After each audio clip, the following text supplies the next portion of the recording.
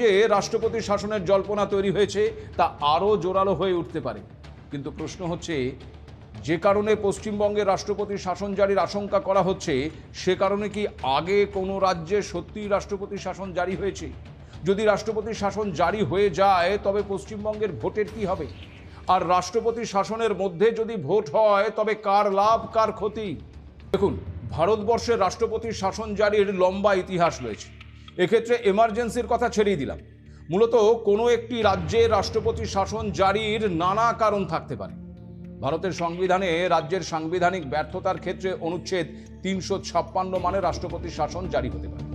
যদি নির্দিষ্ট সময়ে নির্বাচন না হয় বা রাজ্য সরকার সংবিধান মেনে চলতে ব্যর্থ হয়, তবে রাজ্যপালের রিপোর্টের ভিত্তিতে রাষ্ট্রপতি শাসন জারি করা সম্ভব, যা পশ্চিমবঙ্গে এবং অন্য বিভিন্ন রাজ্যে এর আগেও হয়েছে।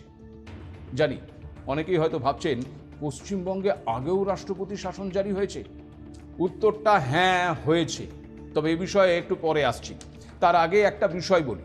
দেখুন, সাংবিধানিক ব্যর্থতা মানে নির্দিষ্ট সময় বিধানসভা নির্বাচন না হলে বা প্রশাসনিক স্থবিরতা দেখা দিলে রাজ্য সরকার সাংবিধানিকভাবে অচল বলে গণ্য হতে পারে। সেক্ষেত্রে রাজ্যে রাষ্ট্রপতি শাসন জারি হতে পারে। আর এই ক্ষেত্রে রাজ্যপালের ভূমিকা কিন্তু অত্যন্ত গুরুত্বপূর্ণ, কারণ রাজ্যপালই রাজ্যের পরিস্থিতির রিপোর্ট রাষ্ট্রপতিকে দেবেন, আর এরপর রাষ্ট্রপতি সেই রিপোর্টের ভিত্তিতেই শাসন ব্যবস্থা গ্রহণ করবেন। যেমন জম্মু কাশ্মীরে ২০১৮ সালে বিজেপি জোট সরকার থেকে সমর্থন প্রত্যাহার করার পর সেখানে রাজনৈতিক অচলাবস্থা তৈরি হয়। দীর্ঘ সময় ধরে নির্বাচন স্থগিত থাকায় সেখানে ২০১৯ থেকে ২০২৪ সাল পর্যন্ত সরাসরি রাষ্ট্রপতি শাসন জারি ছিল। ২০০২ সালে উত্তরপ্রদেশ বিধানসভা নির্বাচনে কোনো দলই একক সংখ্যাগরিষ্ঠতা না পাওয়ায় এবং সরকার গঠনে বিলম্ব হওয়ায় সেখানে রাষ্ট্রপতি শাসন জারি করা হয়েছিল। আবার ২০০৫ সালে বিহারের ভোটে কোনো দল বা জোট সরকার গড়তে ব্যর্থ হওয়ায় রাষ্ট্রপতি শাসন জারি করা হয়, যদিও পরবর্তীকালে সুপ্রিম কোর্ট এই পদক্ষেপকে অসাংবিধানিক বলে মন্তব্য করেছিল। ২০১৪ সালে দিল্লির মুখ্যমন্ত্রী পদত্যাগের পর এবং সরকার গঠনে অনিশ্চয়তা তৈরি হওয়ায় সেখানে রাষ্ট্রপতি শাসন জারি ছিল। প্রায় একই সময় আবার মহারাষ্ট্রেও নির্বাচনের পর জোট জটিলতায় সরকার গঠনে বিলম্ব হওয়ায় কয়েকবার স্বল্প সময়ের জন্য রাষ্ট্রপতি শাসন জারি করা হয়েছে। আর এছাড়াও পাঞ্জাবে ৮০-র দশকে অস্থিরতা এবং নাশকতামূলক পরিস্থিতির কারণে নির্ধারিত সময়ে নির্বাচন না হওয়ার কারণে ১০ বছরেরও বেশি সময় রাষ্ট্রপতি শাসন জারি ছিল।